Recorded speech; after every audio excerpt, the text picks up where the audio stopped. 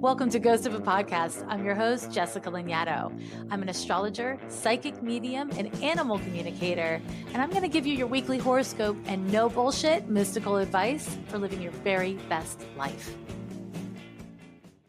Hello and welcome back to Ghost of a Podcast. This week, we have another special episode. It is the second and final installment of the AMA I did with Dean Spade over on his podcast, Love in an Effed Up World. I hope you enjoy.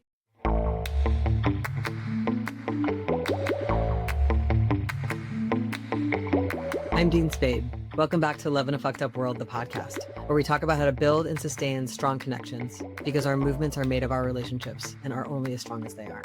This week, we're bringing you part 2 of the Ask Me Anything episode with the brilliant queer astrologer, Jessica Lanyadoo, host of Ghost of a Podcast.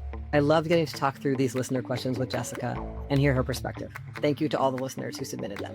Part 1 of this episode was released last week, so you can find it linked in the show notes or in your feed. These questions were submitted via Patreon at patreon.com/DeanSpade. I hope you'll join us there and submit questions for future Ask Me Anything episodes, be part of ongoing conversations we're having there, and get access to live events and content that I don't post anywhere else. Okay, let's jump back into the questions with Jessica Lanyadoo.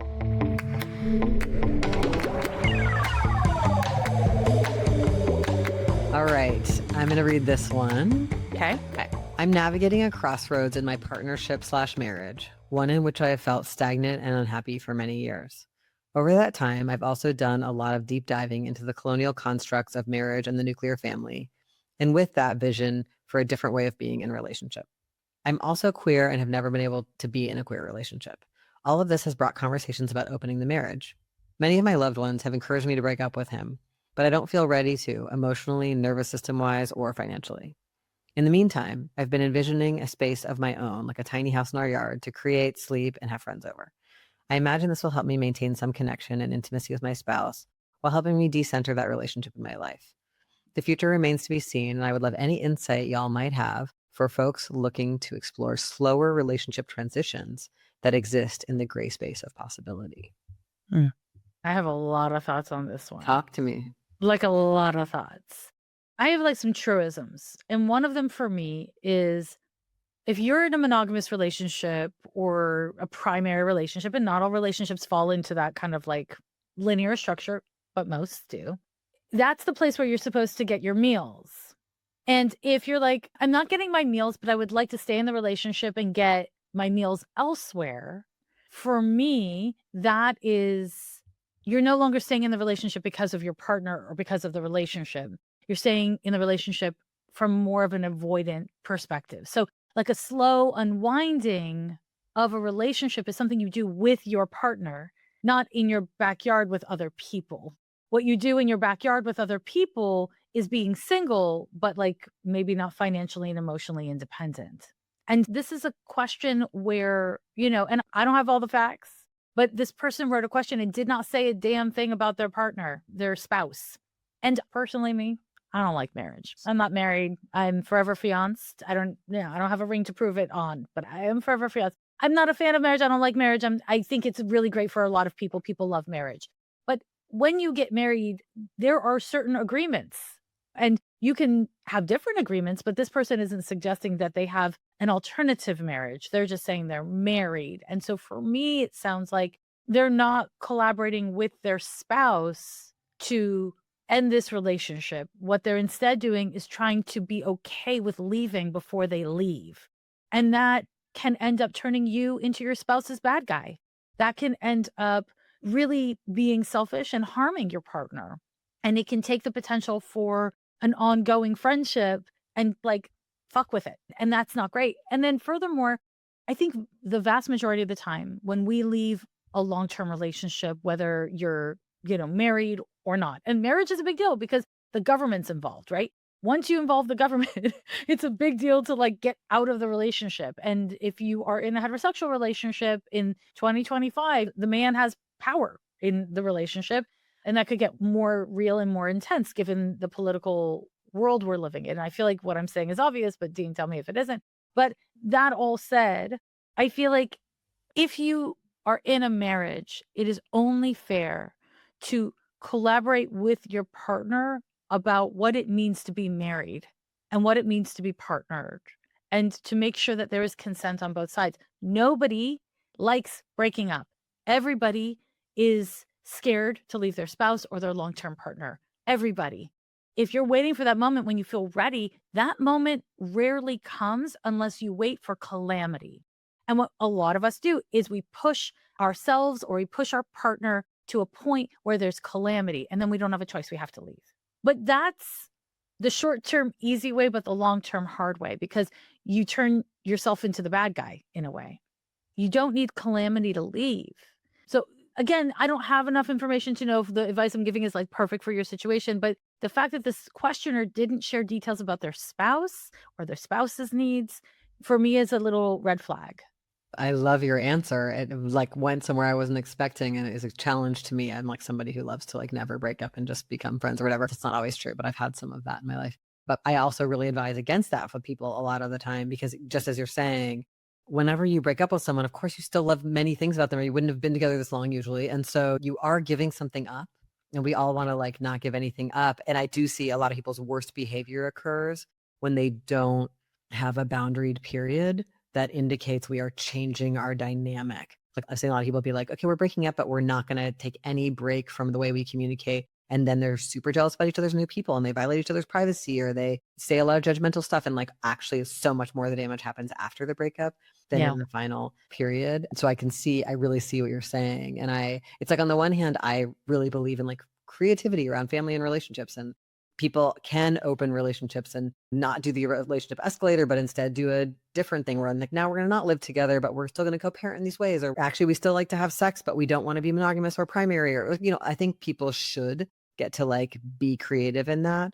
But then we have to just watch ourselves to be like, am I just avoiding conflict? Or is one person the decider too much, and the other person is not being considered? That right there is the thing. In this situation, I'm hearing that the questioner is the decider.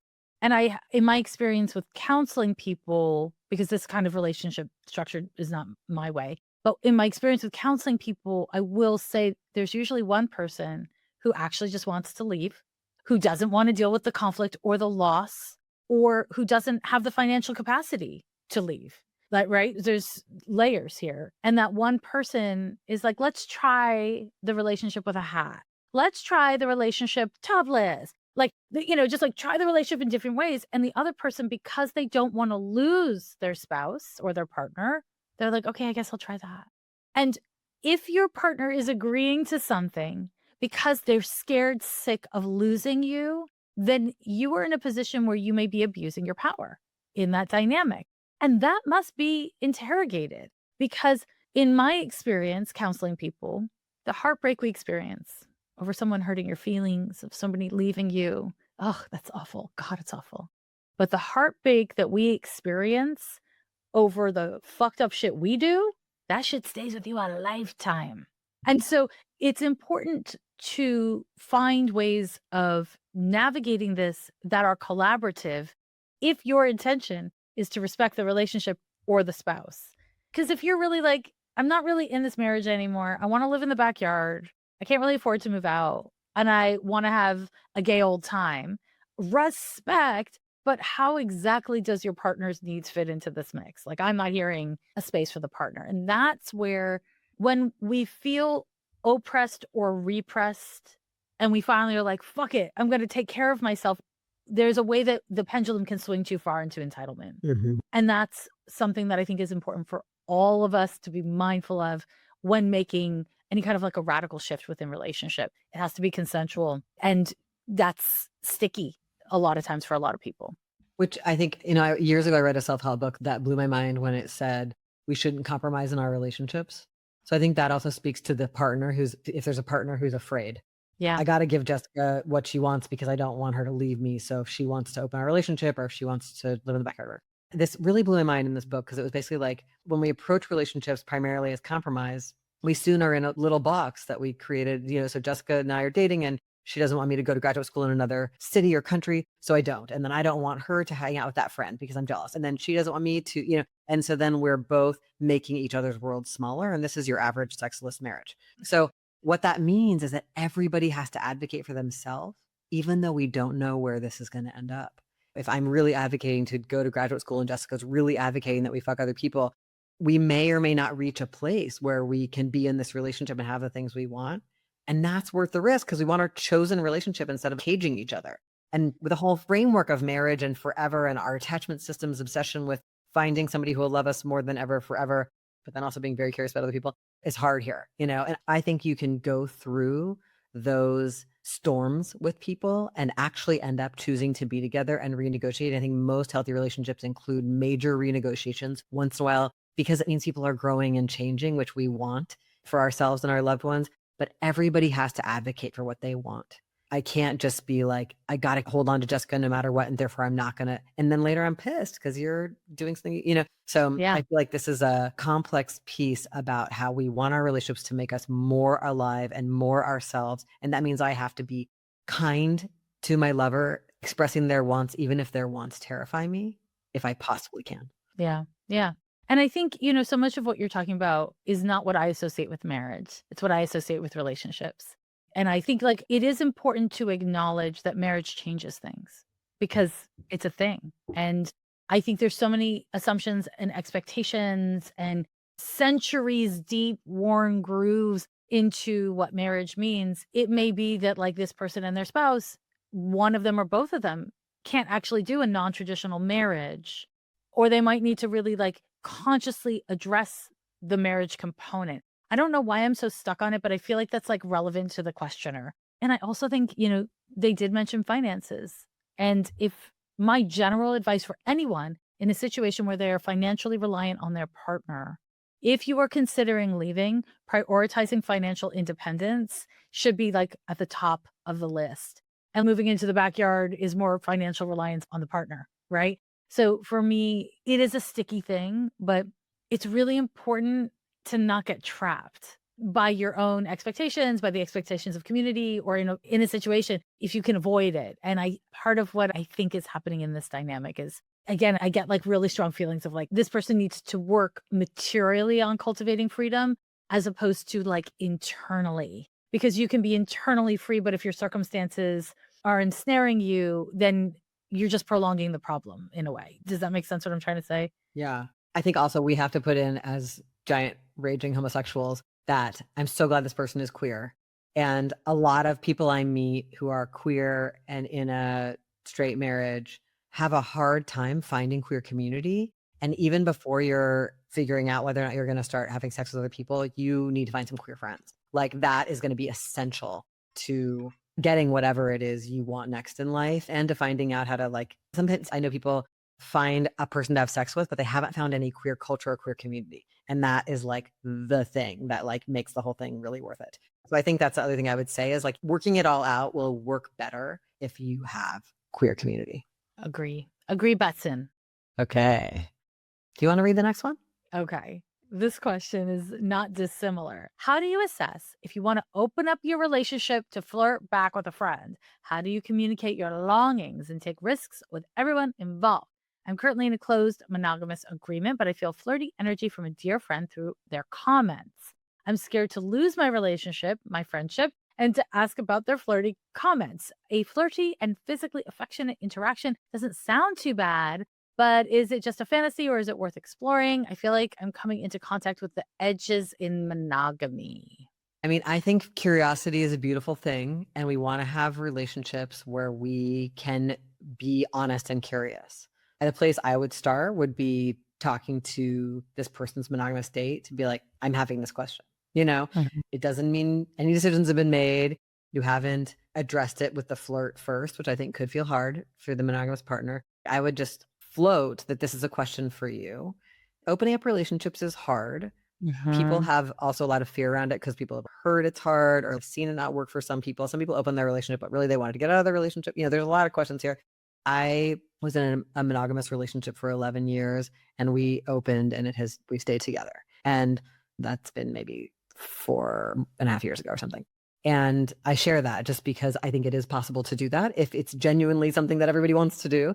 And we were lucky. I think part of the reason it worked well was that it wasn't like either of us were like, I must fuck this person. If sometimes I think it can be hard on the relationship when somebody's really driven to go fast because they want this one connection and the other person gets really wrapped up in jealousy about that one person. So I'd look out for that. Like, can you raise this question really genuinely with your partner about what all of this means to you in a really trustworthy way and get to have an open process around that that doesn't feel rushed or pushy? I think that's more likely to generate curiosity on all sides. Yeah, I really like your unpacking because what I was gonna say was something very similar, but in more of a hammer than a feather kind of way, which is to say, yeah, if you're like very monogamous with your partner and you're like, I need to open up the relationship so I can get with this specific person, that doesn't go well. Like if my partner came to me with that, I would be like, who are they? Should I should I find them? Should I look at their Instagram? Making it about somebody else is stickier than making it about yourself. And if you don't really wanna be monogamous, but you actually just wanna get with your friends, then be careful because some doors cannot be unopened, right? Like, this is a really important thing for you to consider. And I would also say something you said, Dean, which is don't talk to the crush first, because that is outside of the relationship's monogamous agreement. Because to me, the agreement of monogamy is not just about body parts and where you put them. It's about having an agreement that like you don't keep any kind of parts of your sexuality and your romantic life separate and secret from me.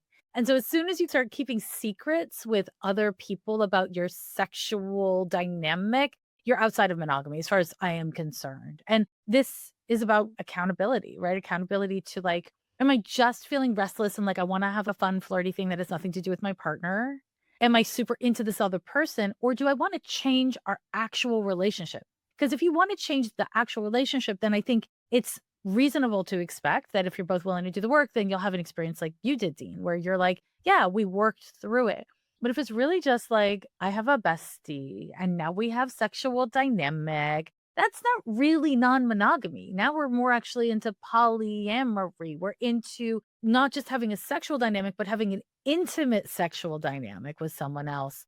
And when opening things up to your partner who you have a monogamous relationship with and a monogamous agreement with, my thinking is like it's really important to be mindful. Like when you open the floodgates, your partner gets to flood in the gate, right? Your partner gets to flirt with their bestie. Your partner gets to fuck whoever they want. Again, thinking about it outside of this one crush and this one like exciting flirting dynamic is your assignment for yourself. That's your self care. That's your responsibility to your partner. And in this space, it might make sense to be a little less flirty with the bestie so that you don't do that thing that we do when we're really crushed out on someone and we have chemistry with somebody where you're just like, oh shit, it happened. I didn't mean for it to happen. Oh my God. When you knew, right? Like we know when we're like pushing things. So yeah, that's my take on that. I like that this person's question indicates that they're letting this crushy or flirty feeling ask a bigger question about their life. In the years leading up to when I opened my relationship, I was like, oh, what do these little crushes I've had mean? And I like didn't think they were things I needed to pursue, but I was like, oh, I'm like yeah, having like a little crush on somebody or flirting with somebody. And I'm like, oh, what does this mean? My boyfriend and I had both been in open relationships before our relationship, and we'd always said maybe we would do that someday. And no pressure, don't lie, just do it if you want to do it. Let's actually talk about it, whatever. So I was like, oh, this is good information. So I think using crushes as information can be nice for ourselves. It doesn't mean anything particular necessarily about this person or the future.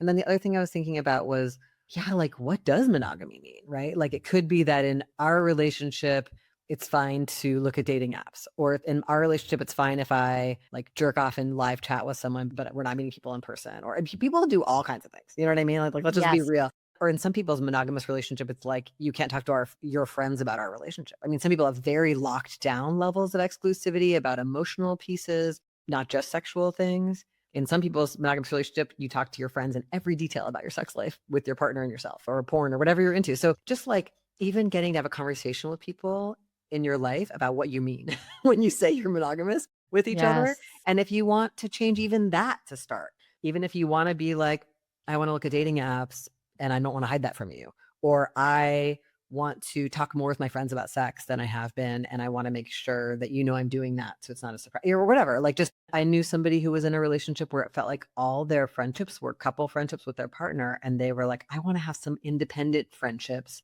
because I'm not getting some needs met, or there was too much exclusivity. So just like all those fine tuning things that are about like letting the crush or the flirt like wake you up to be like, is there anything I've agreed to that's not updated with me right now?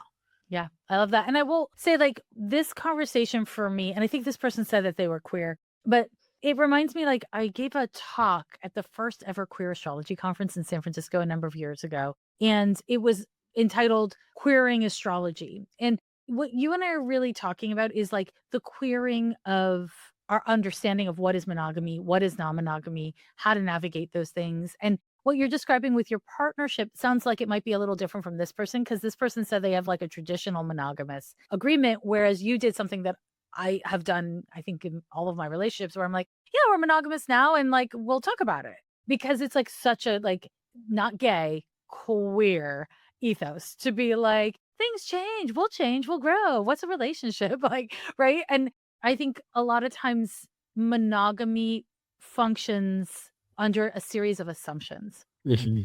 And one of the most common things I've experienced with folks that are like married or like in monogamous relationships, that's all they've ever really considered is when I ask them, like, okay, well, why do you want to be in a relationship? Or why do you want monogamy? Or why do you want to be married? They literally are stumped because no one's ever asked them that question, including they have not asked themselves that question. And I think that's, again, just like a good thing for this person or anybody to think about is like, it's okay if you haven't asked yourself the kind of obvious base question because most of us don't. It's just, you and I live in a very queer world where that's like, I think more of an expectation than in most worlds it might be, if that makes sense. Like you have to be like, Yeah, and I think some of the listeners of this podcast are in that transition, are people who I heard from, who are people who may have some level of queer identity or non-binary identity, have been in a pretty straight relationship and are figuring out how to queer yeah, those expectations or ask those questions or like come to a more consensual relationship with yeah, themselves about what relating might look like. That means kind of wiping the decks of like the things that were presumed that they wanna make sure they're really choosing. So I love this question. yeah. And to your point, if that's the case, like the piece about making sure that your access to queerness is not just online, that it's in meet space, like meet space community is really important because there's layers and generations of community around how we navigate gender, how we navigate relationship structures,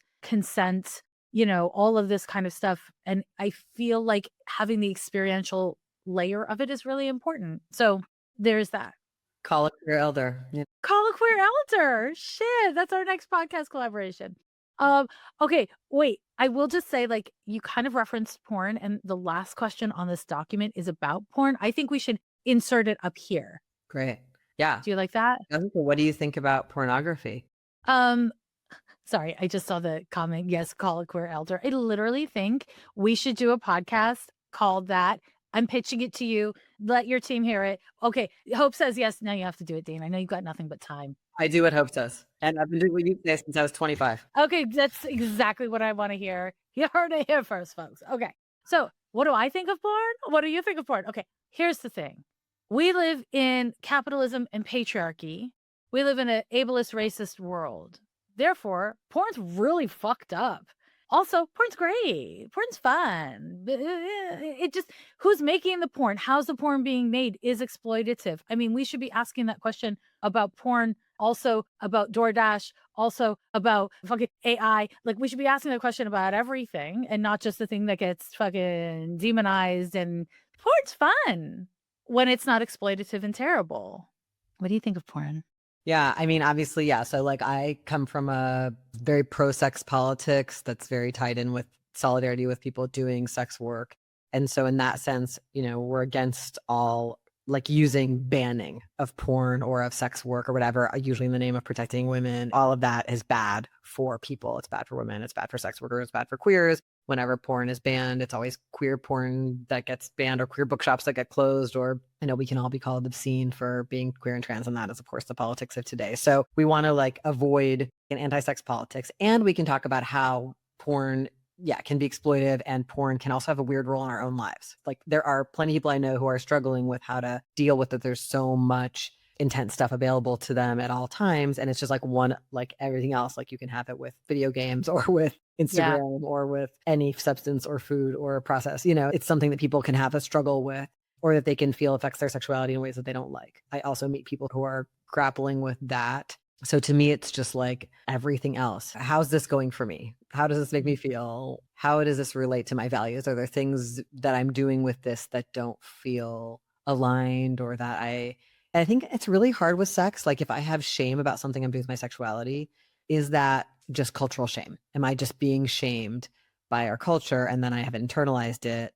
Or am I experiencing like a concern that's grounded? Because a lot of Yeah. times we can use our politics to like shame ourselves. So I think this stuff is really complex. And again, it's an area where I'm like, you got to have friends to talk to. It's like, that's the most useful thing is just to talk to friends. Like, do you watch porn? I watch this and I feel like, is it okay that I watch it? Or like, do you think there's a way to watch things like this more ethically? Or I don't like porn, there's something wrong with me, or like whatever that is. I think I want everyone to have more friends and talk to their friends about sex. Like Mm. that is the thing that I think would make our sex lives safer and better. And shame is really dangerous for us because we are likely to hide and not get support and sometimes fall into behaviors that aren't benefiting us. Like shame just really like leads to all of that. So for me, like shame wants to hide. It's beneficial to instead phone a friend.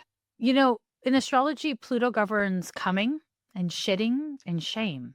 It governs kink and power play.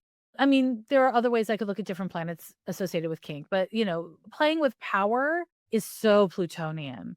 And so there's a way that the porn industry capitalizes on our shame. 700 years ago in the 1990s of San Francisco, I worked in a phone sex office and I did the dispatch. I didn't do the calls, I did the dispatch. And back in the day, there was a distinction because phone sex was a thing, whatever. But where we had the most callers always? The fucking Bible Belt is where. The Bible Belt. Because there was shame around sex and sexuality. And shame can create kinks, and then those kinks create shame, and then we have a cycle. And so, as a more introverted person than you, I'm like, yes, having friends to talk about this stuff with is a great goal. And also, not everyone wants to talk about sex with their friends, or some of their friends are just like not the right people. So, if you can have a good friend to talk to about it, get a therapist, not Chat GPT, not a language model, a therapist who you can talk to. Or if that's not accessible, make it a mission to consume sex positive content, videos, writing, from sex workers. And when I say sex positive, I don't mean positive about porn inherently. I mean, not starting from the premise that sex is inherently bad or coming or kinks are inherently bad, right? So that's what sex positivity is. It's not having a value judgment on sex and sexuality and gender from the get, which a lot of people do. I think we all do. Yeah, and I mean, it's obvious, but I feel like I just need to say it anyway. It's so amazing to take things that you feel are taboo to feel or think and play them out with people in kink. Yeah. Like that is so lovely. Like there are ways to engage consensually about all the things we most fear, wanting to control and possess others, wanting to be controlled and be possessed, wanting to submit and dominate. Like these are all really typical reactions to living in this kind of society that are like their drives, and it can be so much fun to find people to do them with in ways that really interest you or watch people do them in ways that were consensual when they chose to record the thing. There just actually is there's so much community out there about all of that. And I think if people feel any fear about looking into that, yeah, it's there. And luckily there's a lot of online community and there's gatherings and there's so much. Yeah. If you want to make your life more about sex, which I think a lot of people would really benefit from, Mhm. you can find ways to do that and find like your people. And it might be a lot of hunting, but like Yeah. there's beautiful books. There's so much stuff. There's so much stuff. And this is where, whether you're gay or straight, I always point people towards queer thinkers, writers, when it comes to topics of sexuality, because there's less well worn grooves and assumptions in queer theory and the queer politic around sex, from my perspective. But of course, I'm a homo. I don't know. Maybe that's too much of a pitch. I wanted to say one thing, kind of adjacent topic, which is the anxiety and terror that so many of us are living under in 2025. And I'm confident in 2026. And I won't go further than that because come on, let's metabolize what we can. For some people, it's going to accelerate your sex drive. It's going to accelerate your drive to watch porn or do other things that provoke intense emotions. And for other people, it's going to diminish your sexuality and diminish your sex drive and diminish your interest in or even capacity to be in your body. And that's okay. Both of these things are okay. You want to start from a foundation of shit is fucked up. You are a person in a body. You are navigating complexity and systems of oppression inside of your own shit. And if you are finding yourself really struggling with sex by overdoing it or underdoing it, that's cool. Start from a place of acceptance, of witnessing yourself and giving yourself permission to be where you're at for now, as long as you're not harming yourself or others, right? And that's an important question. Am I harming myself or others? If the answer is no, then hang out there. And if the answer is yes, then how can I adapt so that I can be where I'm at without perpetrating harm against myself or other people, right? Because I have also conversely seen, people be in kink situations with people where there is not clear consent, there is abuse of power, and people get really hurt. And so you want to come at this from as clean of a place as possible. And how you get clean with your intentions and your motivations is by cultivating presence and acceptance for what is before you try to, change the vibes. I think that's an important thing to say. Porn is sticky, sex is sticky, you know? It's Yeah. important though. That's why this book and this podcast is these are the areas where most of us are not really aware of what's going on with ourselves and where shame gets in the way and we have super strong reactions to ourselves and others. Trying to find ways to also not judge other people's use of porn or sex or other people's sexual practices to like really be caring. And this is all really hard with partners and with people in our close realms. Yeah. One Yeah. day at a time. One day at a time, man. All right, here's another question. Do you have suggestions on how to navigate gender envy when newly attracted to someone? How do I know whether I'm attracted to things about them that are unrelated to my own personal aspirations, or I'm attracted to them because I wish I had some quality that they have? I don't want to feel like I'm disrespecting my hot friends or putting them on a pedestal, and I want to make sure I'm being honest with them and myself before pursuing anything. Mm. So part of what I get out of this is the person's trying to figure out like, do I just admire you or do I actually want to fuck you? Right. Or maybe even do I want to be like you or do I want to fuck you? And there's so many dilemmas in this. So like one thing is, some people are like, I have a type and I only like, and I really encourage us all to like be more flexible with that if we can be. But then the danger is I might be like, okay, I'm going to try it. This isn't my usual thing, but I'm feeling something. And then I might find out I don't want to go forward, right? Like, oh, what if I can't sustain attraction to some type of person that's outside who I've traditionally been attracted to? And my feeling is like, this is about consent. So yes, if you're attracted to somebody at the time, you can have that attraction and pursue it to the extent that you want, and you can stop at any time. That's the nature of us being interested in consent. We might want to ask ourselves why we're attracted to people, like if they have a status or a quality, but that's also I think it's okay to learn about ourselves through attractions. As long as we're being honest all the time, I don't want to be like, yes, I will be your betrothed husband. When actually I just wanted to like see what it was like to go on 2 dates with somebody with your qualities. Yeah. Right. So as long as I'm keeping people up to date and not misleading anyone about what I'm doing, I don't think there's something wrong with exploring different kinds of attraction. And as long as I'm not being extractive or acquisitive. I definitely think that there are people in our communities where someone's like, I want to date a Black person. I want to date a trans person. I want to, like there can be ways in which certain kinds of qualities people become acquisitive about, and people who have some of those have been through a lot with that, and it's really damaging and unfair. So trying to be self-aware if we're using someone in a way that they're probably not consenting to, and that involves difficult repeated power dynamics. And we're not always able to be aware of that, but I think we could all stand to think more about how those dynamics might be impacting dating and attraction. What do you think? Mhm. Yeah, I think not being extractive is really key. And something this person said in their question really kind of like stuck with me, which is like, I don't want to put my hot friends on a pedestal. That's how they said it, right? I didn't make that up, right? Yeah.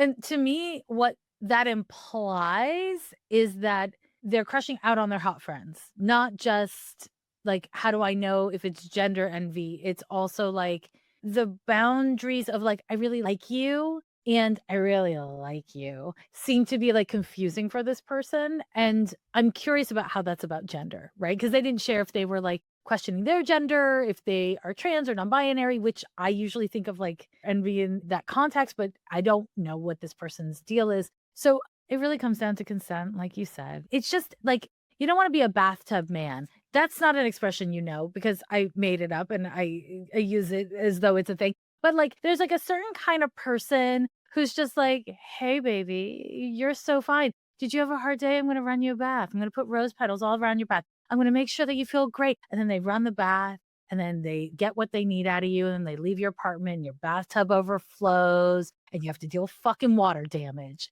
There's certain kind of person who only gets off and can only have any kind of sexual intimacy by promising romance, even when they're not in it for that. I call that a bathtub man. Don't be a bathtub man. And as long as you're not being a bathtub man, as long as you're being like, yeah, I'm curious about exploring this, like, I think it would be hot for the two of us to hang out. Not, I would love to get to know you better. Like, be clear with your language about what you're offering and what you're asking for. As long as you do that, you're good. So I recently had a conversation with a friend who was concerned about whether or not someone was genuinely attracted to her. Mhm. She was like, I'm not the type of person this person's usually attracted to. And I'm a little worried they're attracted to me because they admire something about me, that this person had a certain relationship to something she had done in the world and was kind of a fan. Yeah. And I think this is also interesting about ourselves. What do I want to be wanted for? Yeah. Can I stand to be wanted for which, parts of myself? And if I want experiences of being wanted for things I'm not usually wanted for, what do I have to do to get that?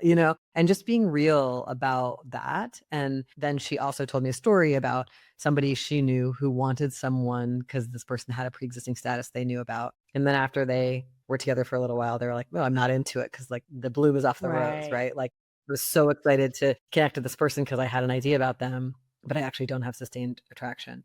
And that, you can imagine that being hard for the Yeah, person it who sucks. left. But, we're all we're not transparent to Yep. ourselves. So I can't entirely know what I want to be wanted for, and I can't entirely know why I want you. But I can try to do a bit of inquiry about it Mhm. and try to be ethical and transparent and honest as much as possible. And we are going to hurt each other's feelings. Yeah, and Dean, what you're bringing up, I think, is really important and may or may not be relevant to the questioner, but it's the parasocial relationship.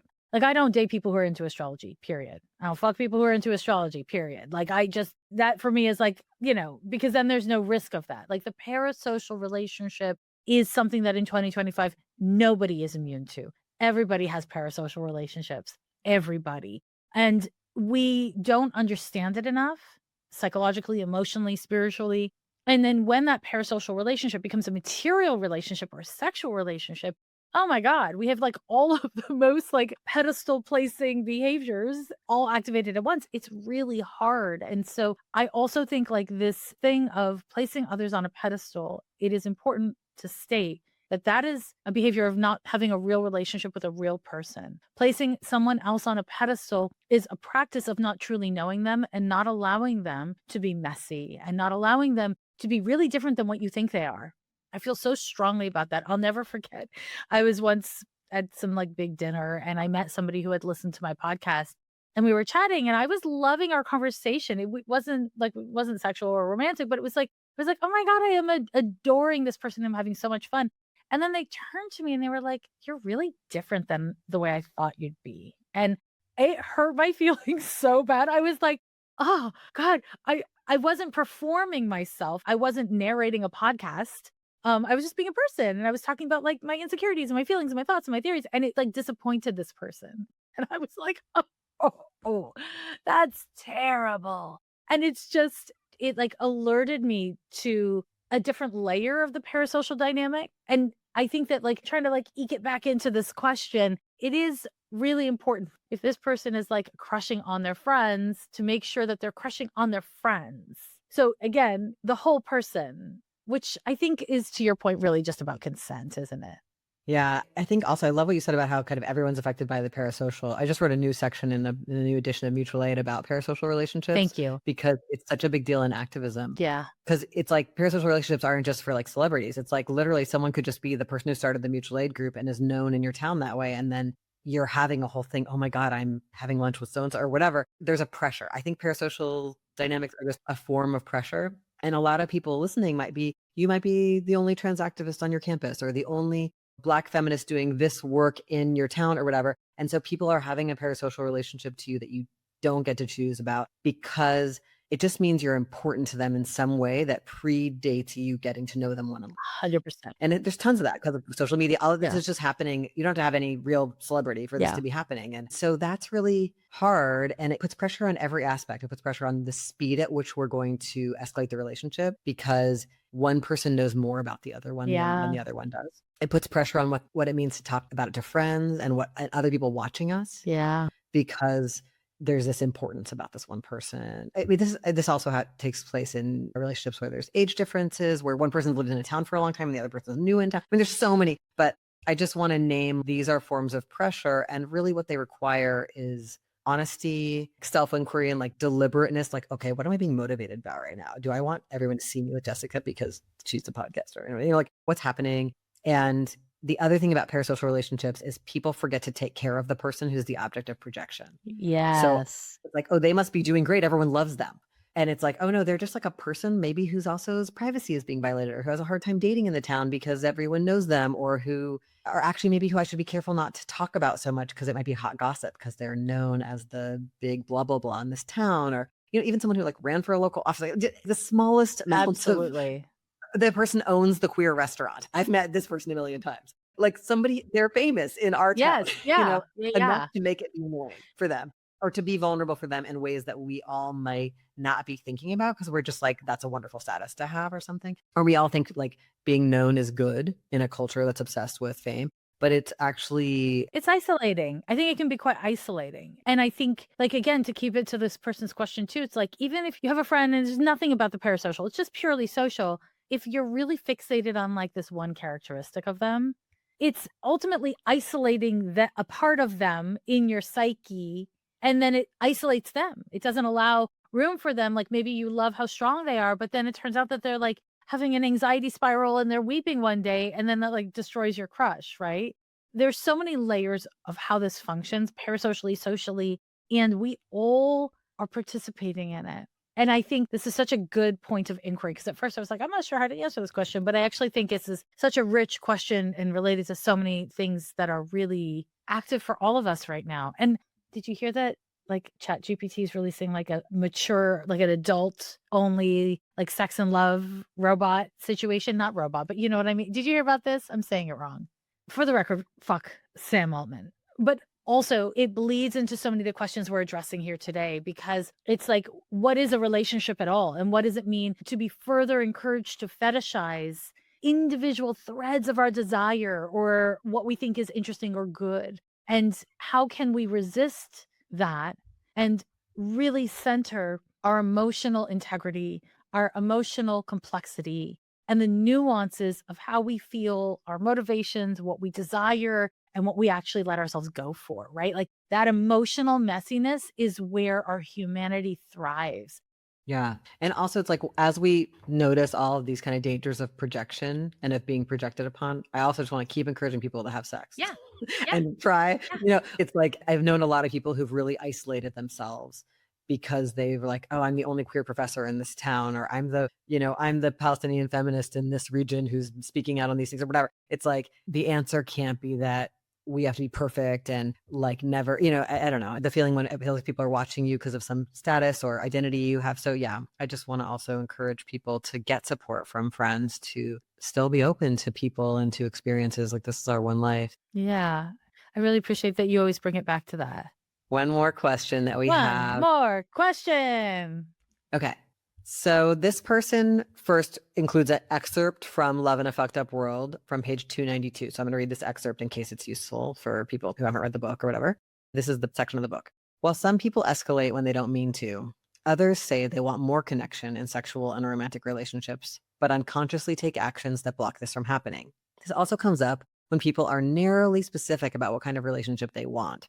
For example, being unwilling to connect with anyone unless it will lead to committed partnership. When we feel more secure in ourselves, we can become more flexible, finding greater enjoyment for what is actually available. As we build our capacity to get safety from within ourselves, we may find that we can explore beyond our fears of being hurt or the romance myths fantasies of being fulfilled. So the person's question is, I find I'm one of those people who is very affected by the romance myth and have found your book really helpful as I start to release a lot of that baggage. While I still want romance and a partner, I'm learning not to feel so devastated at not having it. For background, I'm monogamous and don't think that will change, and I've been looking for a serious partner. How do you approach not being closed off to other things like you suggest? What does this really look like? What other things is it safe to be open to? If I really like someone, I feel driven to get them to ride the escalator with me, and everything else feels like settling for less. What kind of things could people like me be open to that won't hurt? You got to start because this is off a quote off your book. Yeah, this is like the idea of being here for what's here that I think I talk about mostly in chapter 6. I think what's hard about the relationship escalator is people sometimes feel like very sensitive to like if you don't want to do this with me right away, I don't even want to start dating you. And what I've seen happen is sometimes like you and I go on a date, we have an amazing time, and I want to message more than you do, or I want to hang out more quickly, more frequently, and you don't. And I feel so freaked out and insecure from that that I get out of it. Mhm. And on the one hand, it's like if someone's not for you, or if you can tell they don't want the same things as you, absolutely let it go. But I see a lot of people who are like in a lot of suffering. They cannot find the thing they want because they need it to be that thing out the gate. Yep. And that feels self-defeating, because also like you might have to go on a lot of dates before you meet someone you want to do more with or who wants to do more with you, even if that's something you want. And it feels to me like, can I loosen my grip a little bit on my vision of the good life and be a little bit more like what's available here in this life that I'm in? And this, I find this to be true in so many ways. If I'm in an organizing group and I'm like, a good action looks like this one that I heard about in Chicago or Atlanta, and I'm just trying to force it through with this group. And it's like, maybe this group isn't ready to do that. Maybe we have to have more meetings, or maybe we're going to do this other thing first. Or like, just whenever I'm trying to force a solution or force an outcome, or I have a very narrow standard of what's acceptable, I have a question about whether any more flexibility is available. And it may not be. I really may be like, I am so uncomfortable in a more casual dating scenario that I'd rather not date than be in that one. This is all about choice. And people I know who like desperately want a partner, you might have to do some casual dating. A lot of people I know are like, I would never be on a dating app, but like that's where people are meeting in their area or whatever. I won't go to a gathering, like trying to figure out what's the balance of what I can bear to do and what's available. And can I have as much flexibility as possible? And it's completely fine to have a solid no. If you don't feel like you can say no, then you really can't say yes. So it cannot be about forcing myself to do stuff I hate. That is not a way toward happiness. This is hard. I mean, I think for me, it's often like sometimes what I do is I think, could I imagine that? And at first I'm like, fuck no, fear reaction. And then I'm like, let me try it again in a couple of days. Now what happens if I think about it?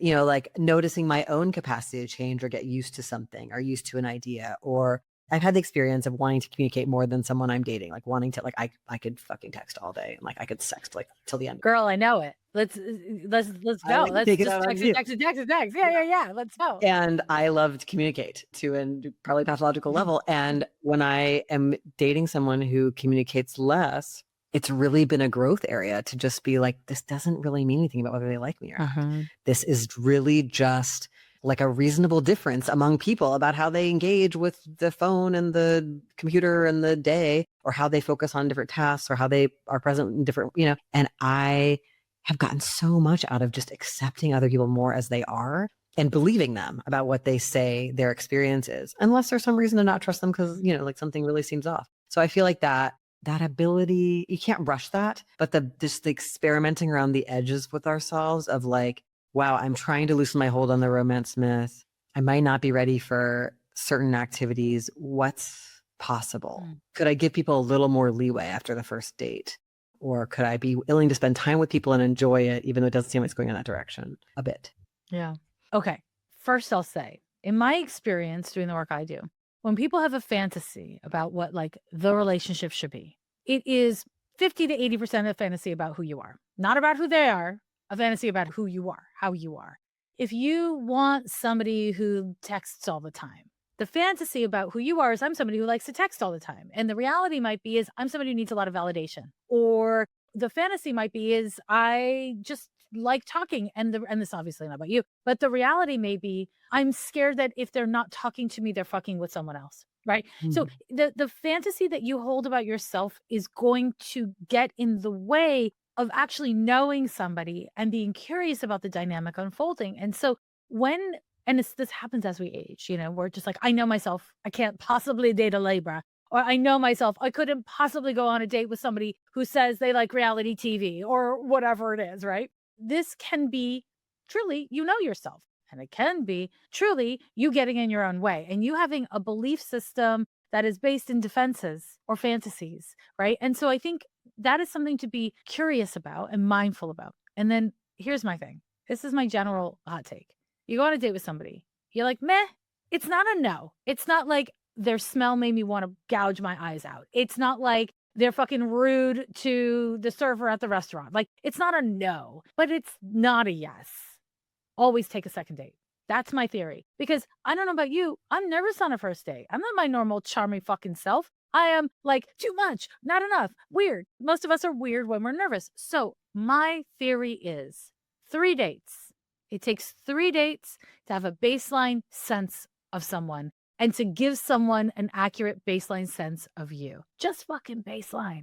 And so, my take is do not go on long involved dates with somebody unless you know you like them, right? So this is like take a walk, have an ice cream cone. I don't know, like, fly a kite. I don't know. Flying a kite might be very involved. I can't tell. I've never done it. But like do something shorter, smaller, something that you would actually like doing. So many people go on dates where they go out for a drink, but they don't actually love going out for drinks or they're tired after work. And I'm like, why would you do something you don't like when you're getting to know someone? Huge red flag about you. Like, only do shit you like when you're getting to know someone because why would you want to create a foundation with someone based on things you don't like? Be yourself. And if that doesn't vibe with the person, if they don't like you when you're yourself, fabulous data. Don't hang out with them again. It's not a treatise on you if somebody doesn't like you when you're yourself. But if you're trying to be likable and you're trying to be what you think they want and they don't like you, well, who knows? Maybe they would have liked the real you. Be yourself on 3 dates until you know you like them or you don't like them or they don't like you. But if you're meh, always give them another chance. Always take the meeting. That's my theory about like work stuff, personal stuff. Always take the meeting because you just don't know. Sometimes my worst like social exchanges have inspired my best work, you know? And it only inspired my best work because it confronted me with something of myself that I was like, I don't want to deal with this. And then I dealt with it and I was like, oh, this is fertile. I can share it. So you just kind of don't know what'll come from, it's kind of like dating strangers, hanging out with strangers. It's kind of like, I think of it as like a volunteer seed. Birds, they'll like eat seeds and then they'll drop seeds. And then all of a sudden you're like, I didn't plant this lavender. Where did the lavender come from? But who doesn't want lavender? It's gorgeous. But it's like it volunteered in your garden.